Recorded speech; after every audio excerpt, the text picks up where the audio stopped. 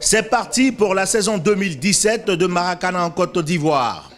Au stade Jesse Jackson de Yopougon, les présidents de clubs sont venus donner le ton d'une saison qui s'annonce avec de nombreux challenges, parmi lesquels l'admission du Maracana comme discipline périphérique aux prochains Jeux de la francophonie de 2017 en Côte d'Ivoire.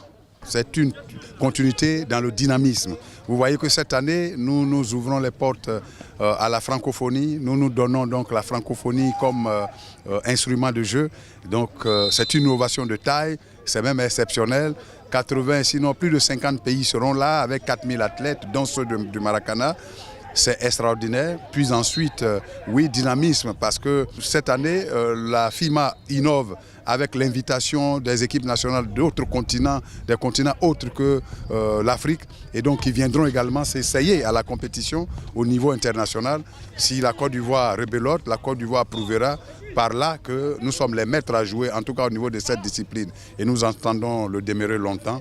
Portés de 50 à 60 en première division, les clubs, surtout ceux de l'intérieur du pays, réaffirment leurs ambitions.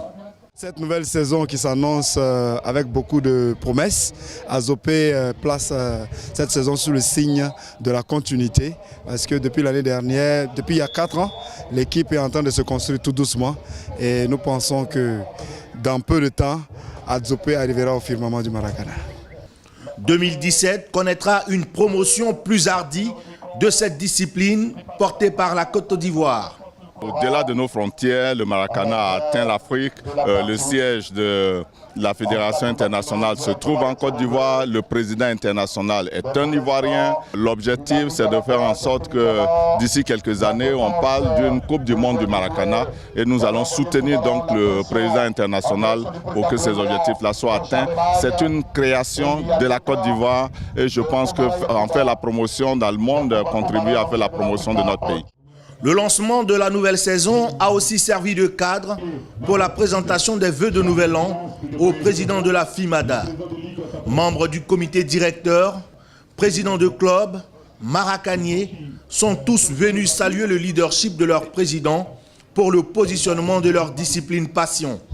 Les premiers matchs du championnat sont prévus le 28 janvier. La saison s'achèvera en octobre prochain.